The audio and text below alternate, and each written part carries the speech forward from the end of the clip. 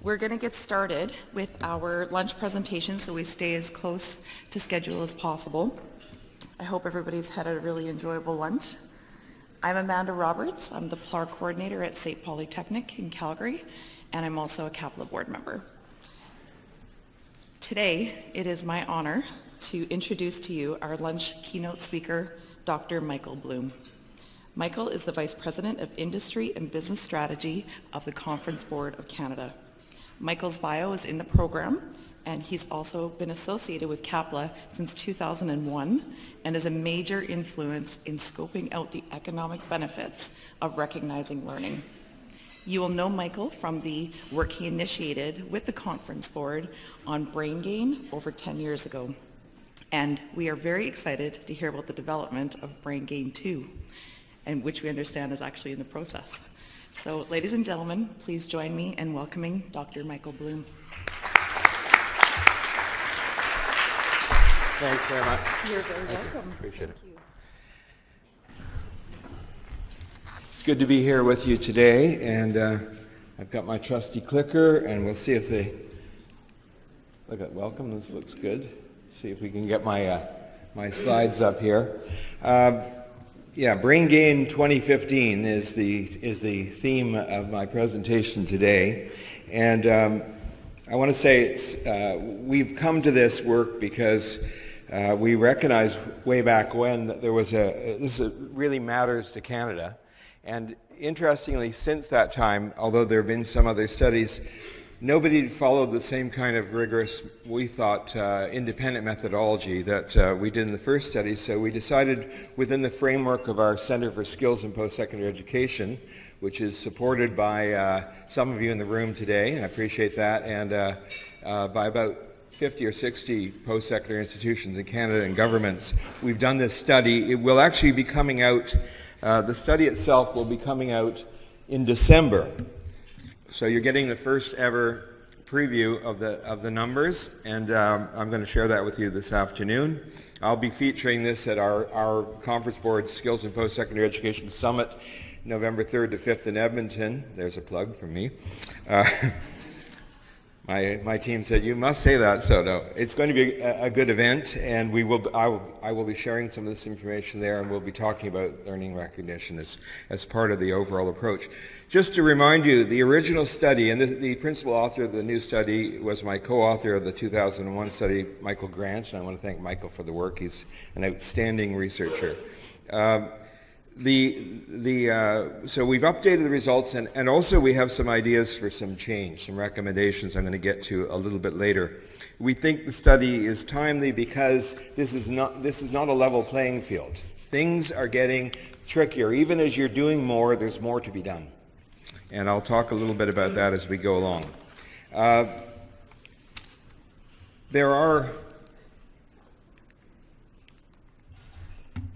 a couple of prefatory points I want to make here. First of all, learning credentials are increasingly important in Canada because they are, as we acquire more and more emphasis on knowledge in our economy, they are what the economists would call a way to sort people, a way to help the marketplace allocate people to jobs. So credentials play a central role there. They're particularly important in a land, and this is the second theme, of mobile people. Canada has a very mobile population. Over 20% of the people in Canada came from another country. That's a mobility, an important mobility. But in addition, in a 5-year period, over 1 million Canadians moved province. So there's a very large amount of inter-provincial mobility in the country as well. They move usually to pursue employment or education opportunities. So you have this great deal of mobility. You've got a rising requirement to be knowledgeable and skillful for work at play. And given that, you need a flexible learning recognition system that allows people to use their learning, their credentials and their learning to the fullest wherever they move, because that's the need, and yet we haven't quite got there. So I'll try and talk to you about that. Arguably, we need learning recognition that's really effective more than most countries. And here are some of the pressures that I want to emphasize with that demography. the population of Canada in 1975 was average age was like 27, 26, 27. Today it's 42, 43.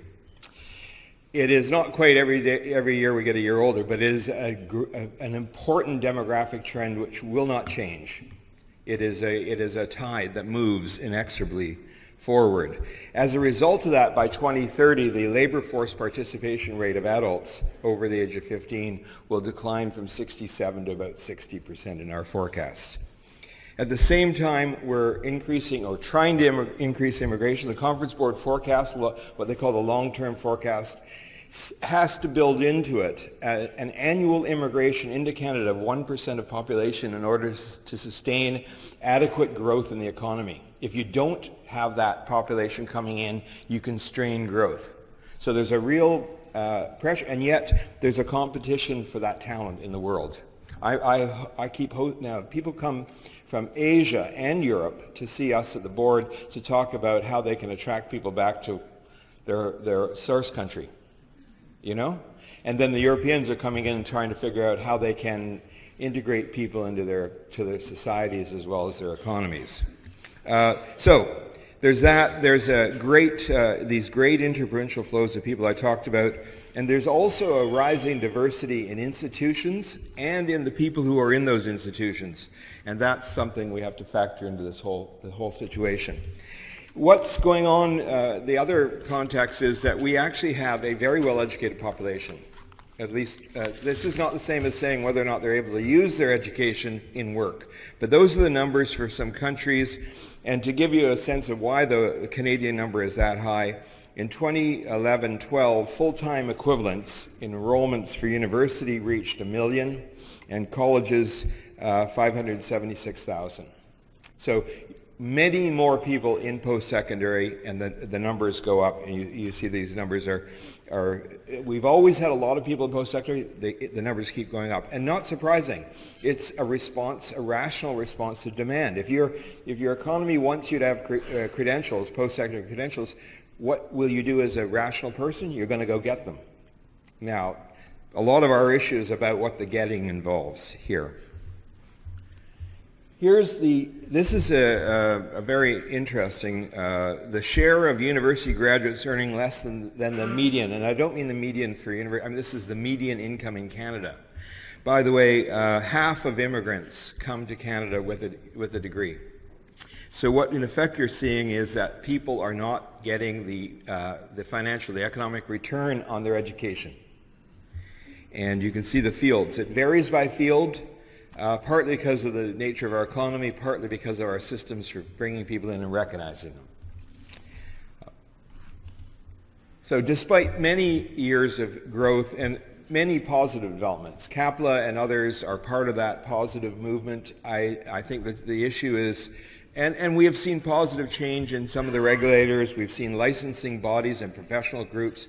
For example, the accountants are far more organized in the country than they were. They're far more integrated. The engineers have made progress in connecting. We know that, but the playing field is moving, is changing on us as we go along, so that despite the progress, there are still significant trust and process issues. In effect, they act as a barrier to learning recognition and to what I'm calling whole of institution engagement.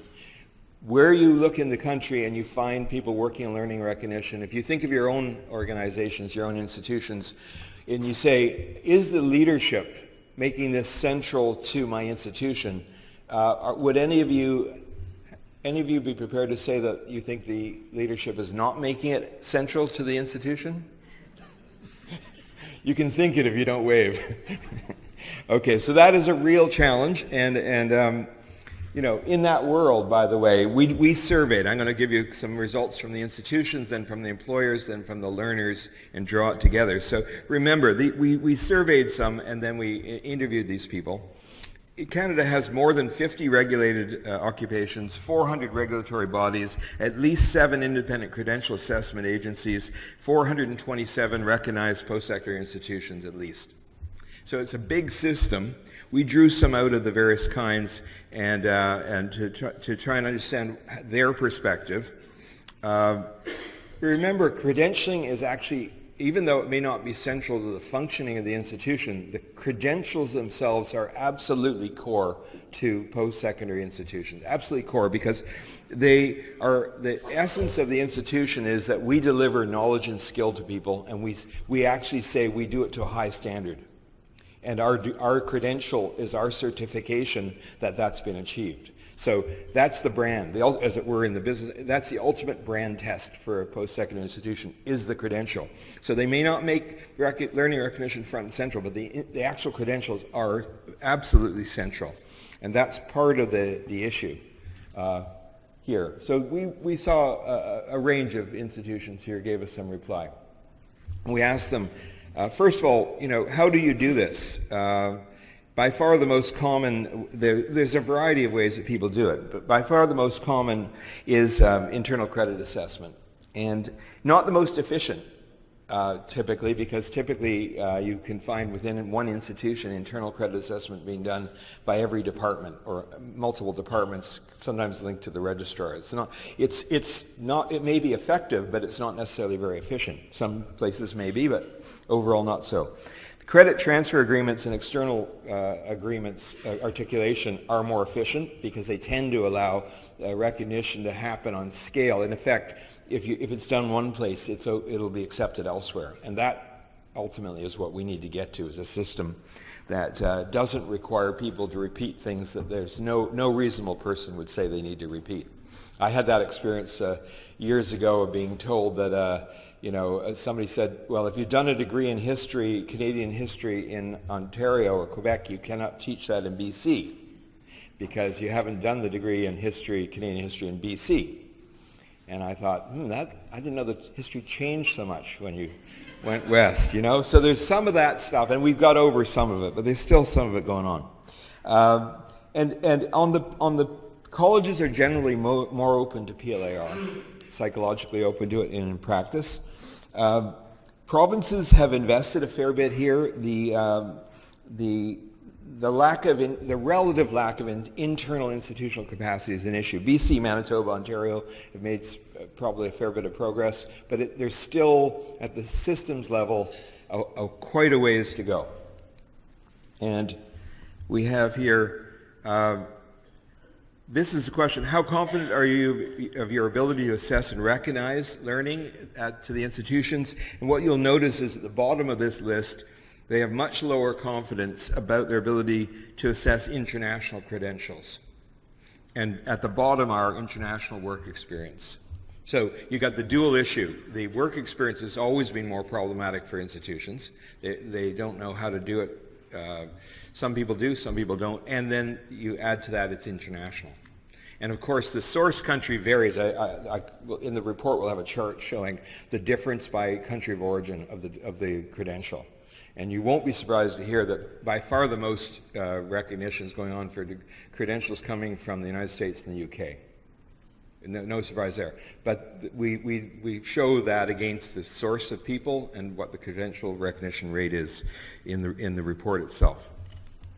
The impact of lack of confidence that comes from at the institutional level. And what you see at the top of the line is we don't admit people if we don't have confidence. So there's actually a barrier to bringing people in.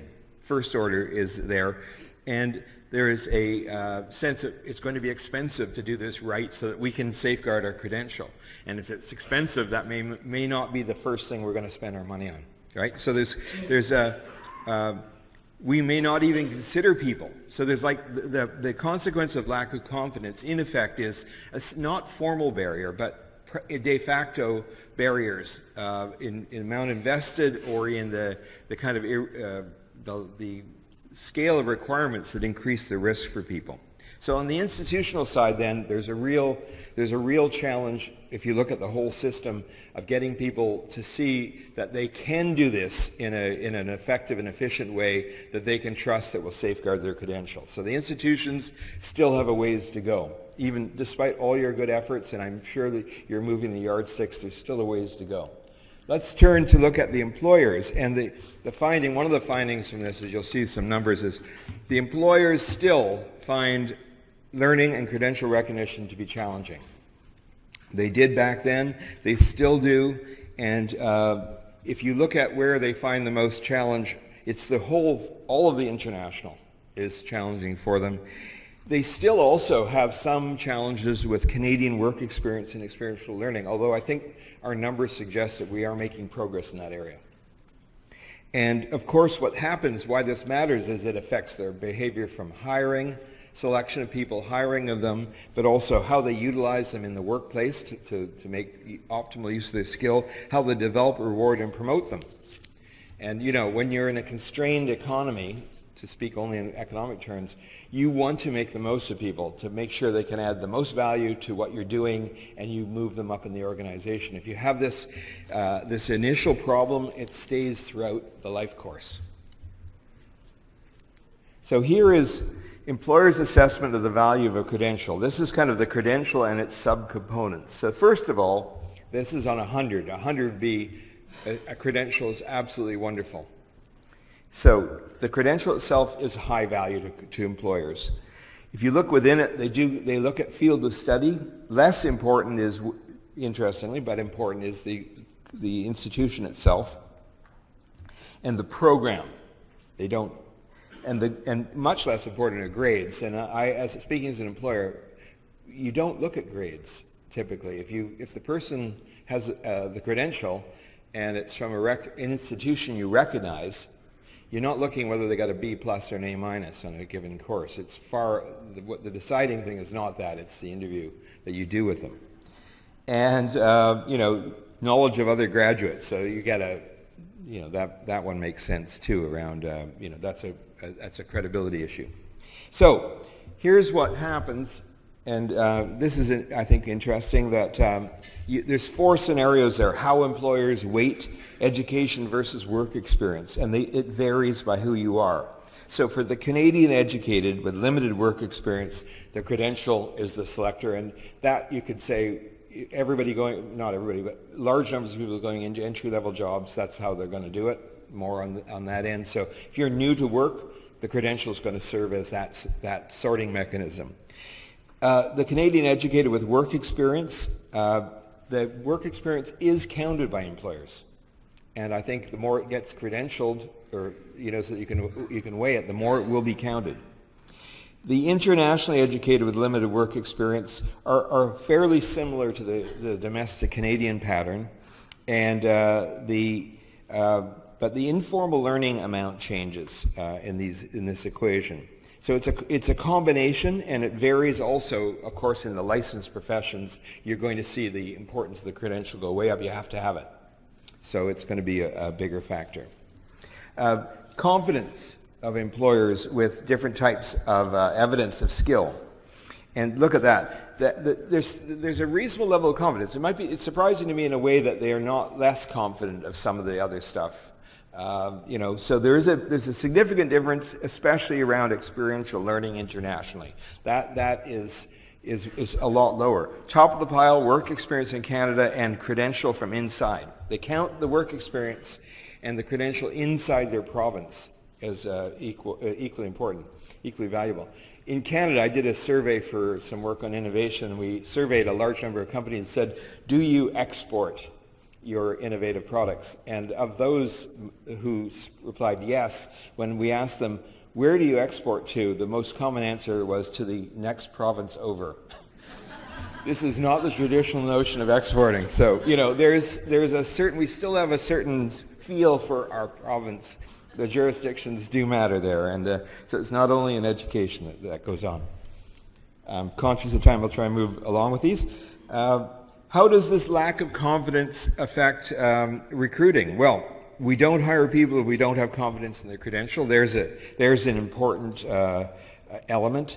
We may not consider applicants who may be qualified because we just don't want to go there if we don't screen for that on that first phase. We can make hiring mistakes is the fourth one, and the third one about costing time and resources means this. Essentially, if you don't trust a credential, you go to a background check. That's very expensive. All that stuff costs money, and in effect what people do, because they're rational, is they say, well, if I can find somebody who meets my need without doing that, I'll do that. So in effect, it pushes people away from employment as a result. The learning recognition seekers, the people themselves, they are not confident. And our survey shows, and by the way, we surveyed 15,720 people, so that's a substantial survey.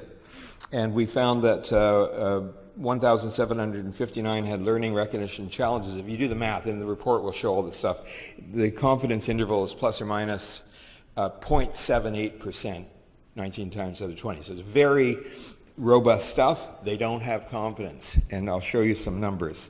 We then went on to survey, a second order survey with them, where we probed very deeply with 409 of them to understand deeply what was happening. And here's the numbers. So these are screenshots that I put on the thing, so they're not as crisp as the report will be. I apologize, but because this is literally a report in the making, so you're seeing it before it's being published.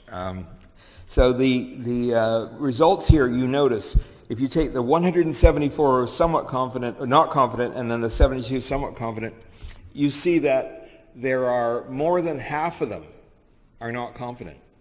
This is a, and this is a strong result.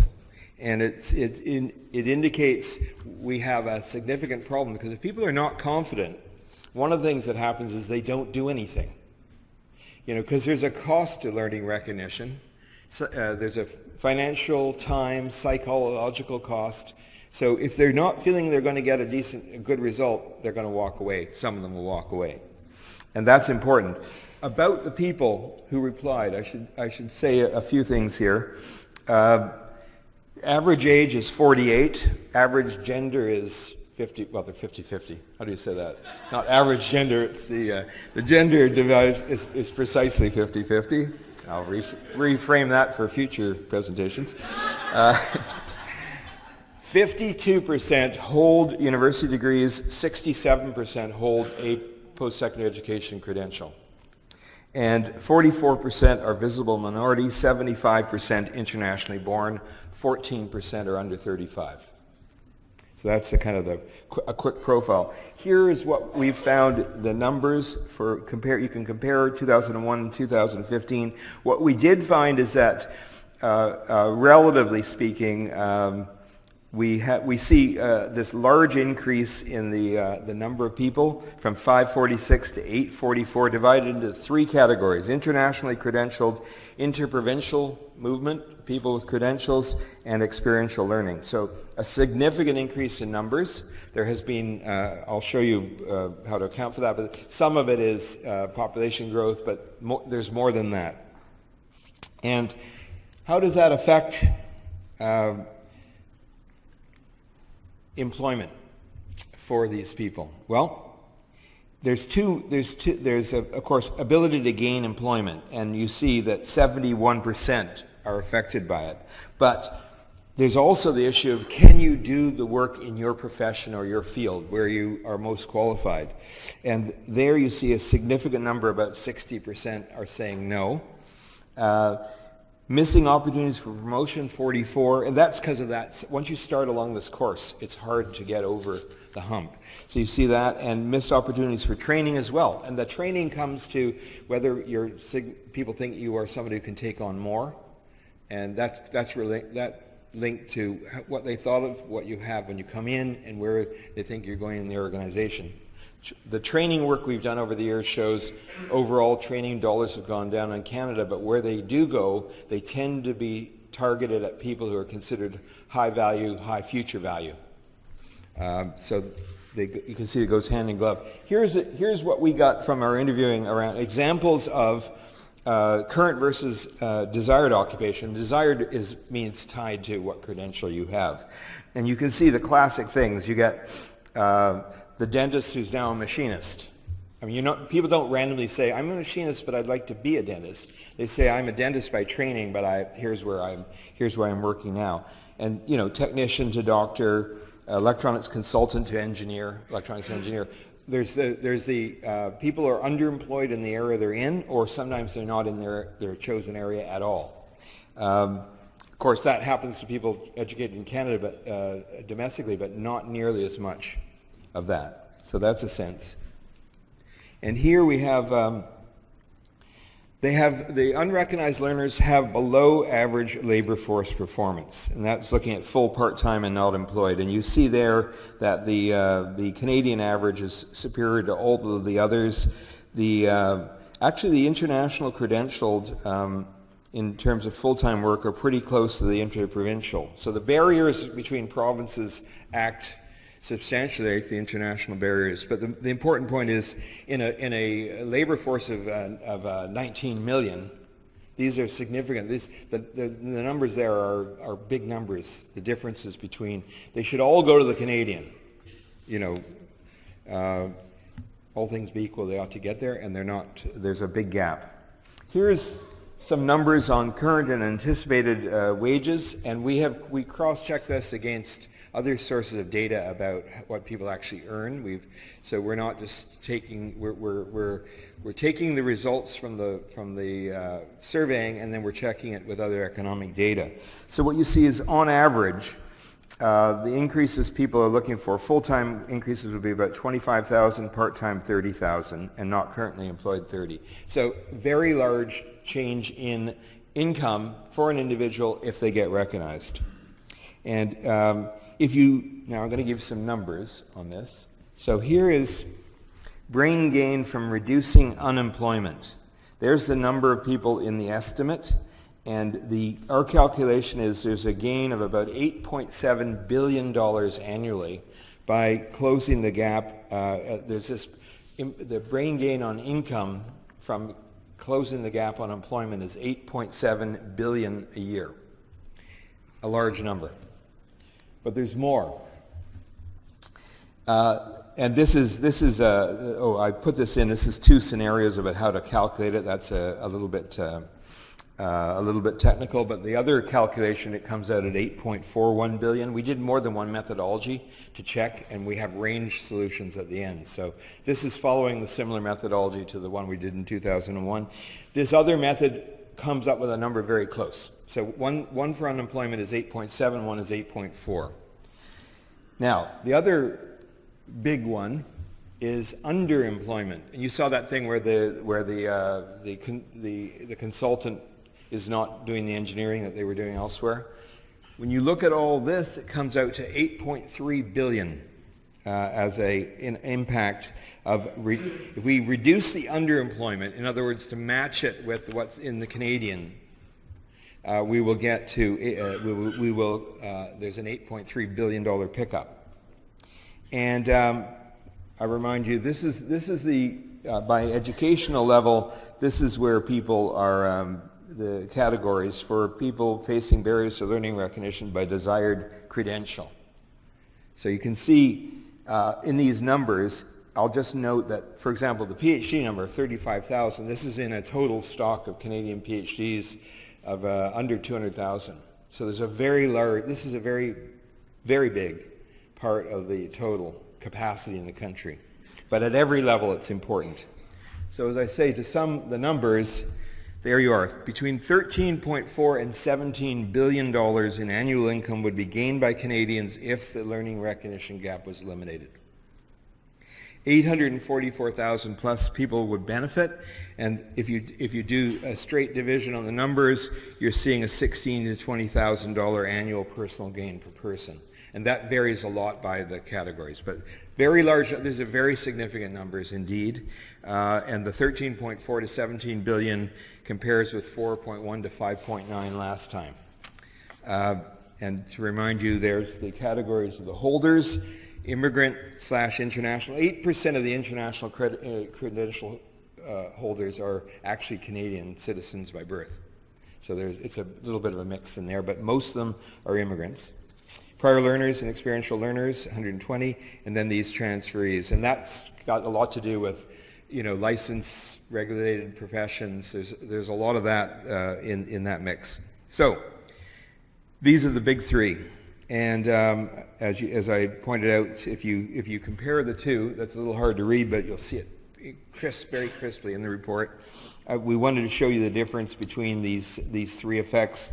And roughly speaking, we're talking about a tripling of the numbers since 2001. Now, if you look at the numbers, part of this is how you decompose the differences between the two, between the 2001 and 2015. There's a bit of the difference is inflation. There's a good chunk of more recognition seekers, and there are greater returns. And the returns in the desired occupations is because the premium on education is going up. There are even, as a PhD holder, I'm proud to say there are now some positive returns to PhDs in the economy. See, when I started my degree in medieval history, they didn't tell me that there was a negative return at the time, but I feel good about it. And now to know that there's actually statistically a positive return in some fields is a sign of the times. That return's going to go up. Essentially, what's then going to happen is the gains come from eliminating the gap between the amount that's recognized, credentialed, and rewarded, and the amount that could be. So the amount that could be, that thing will change by what we do and also what people have. So again, the target's going to keep moving. Keep that in mind going forward. The obstacles, to summarize, to summarize here, you got time-consuming processes, in effect, is another way of saying there's risk for the learner. There's a money risk for the learner. There's a psychological thing we've seen a lot in the interviewing when they say people have come to Canada with, say, a medical degree, and they've been told that in some places, yes, that's fine. All you have to do is repeat the entire degree, and then you can practice here. And that's psychologically not good for people. And I think that works across a lot of areas, so there's a psychological piece. The employers, often unaware and not very helpful. They actually don't know. It's more a case of not knowing. They get Canadian things. Some get the other stuff, but not. It's a distant second for them. The institutions don't make it easy because they're focused elsewhere. They have other fish to fry in their view, and there's a shortage of institutional resources as a result of that because they don't put it high enough up. So what to do? I'm just going to take about 10 minutes to cover the what to do here. The first thing I want to note is that there are a number of things you can do around immigration strategies, and I think this is coming clearer since the last time we did this. I have a center on immigration, and we've been looking at some of these issues. The Australian model on the first one, the Australians have done a good job of both learning language training outside the country before people arrive and doing a better job of assessing credentials before people arrive as well. I think we could do more of that outside the country, at least get people to a certain point and make them very aware of what their issue, how they'll have to go forward with the credential when they arrive so that they know what they need to do. The second one is aligning immigration and workforce development policies. That's, if you link up the human capital theory with this, it makes great sense to think of the people coming in as a much needed addition to our labor force, but to do that properly, you've got to link them into the strategies, make them integral to the strategy. In going forward, I think provincial federal attention to labor market integration and labor market signaling is going to improve. So that's an important area. And finally, looking at extending Canadian curriculum selectively out to other countries so that the Canadian standard is clear. In India, China, and the Philippines are our top 3 source countries. We could do a lot to do that and maybe get credentials recognized from those institutions before they arrive. Why not? If they're qualified using Canadian curriculum or Canadian certified curriculum and they meet a standard and we have a look at it, why wouldn't we credential them and say, yeah, that's Canadian, right? Just like you can have an embassy in another country as Canada, where it is, we can have, in effect, Canada elsewhere in this area. So there's some areas for immigration. Making the business case for learning recognition. I think here the business case in this case is that the institutional business case. The president of the university, polytechnic, college, institute should understand this business case as well as she or he understands the business case for having 19 to 23-year-olds come in to the front door out of high school or out of a first credential in a Canadian institution. That is the basis for getting the senior group on side, is the basis for scaling this up. So that's making the business case, and that business case will lead to if you put reliable systems in place to conduct PLAR on scale, it's only at about 1/3 the level it should be, maybe less. On scale, that would change the economics of doing it, and it would change the risk profile for people. But to do that, you need institutional commitment to things like marketing it out there. And that is a sea change in thinking in some places. There are people in leadership roles who do get this and are doing it, but we need a good deal more.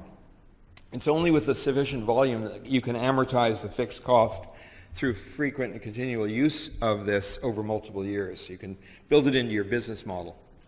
And that will change it from the margin to the mainstream. Restructure occupational bodies and move to national standards. There is some trend in this direction. Other countries with larger populations are able to have national standards. All over Europe, you've got very highly educated people with national standard systems of all, not for trades, for professions across the board. We're moving there. We could go further. This would lower the barrier for the inter-provincial people significantly, and we'd be solving a chunk of the problem right away. And I know there's been some progress. There needs to be more. Maybe with federal, provincial discussions in this area going forward, with a new government, we may see some progress, more progress in this area. And also scale the benefits for the international as mobility improves in Canada, because it's worth your time to get your credential recognized in Ontario or New Brunswick if you can take it elsewhere, right? So, a couple more.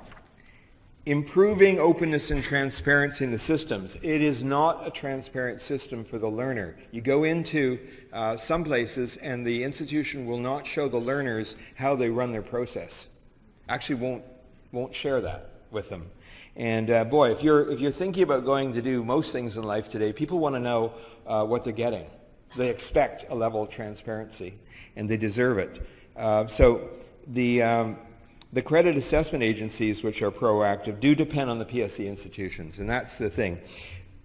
It's still common to find that the information is not there. That muddies things. It's not clear. Openness and transparency lead to people being able to assess risk and taking action personally. Also, it exemplifies whether or not the degree of fairness in the system.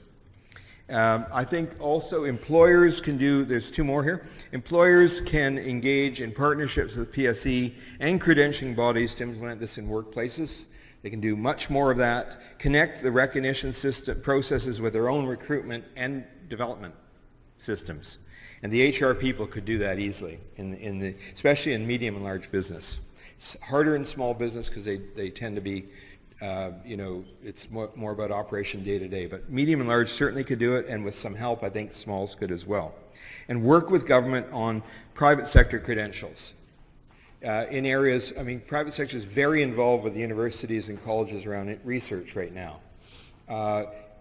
They could work with them on credentialing so that what their people are acquiring in the post-secondary institution around skill and knowledge is connected to what the workplace needs. And that would be a great way of closing the asymmetry, as they call it, between the labor market and the education system.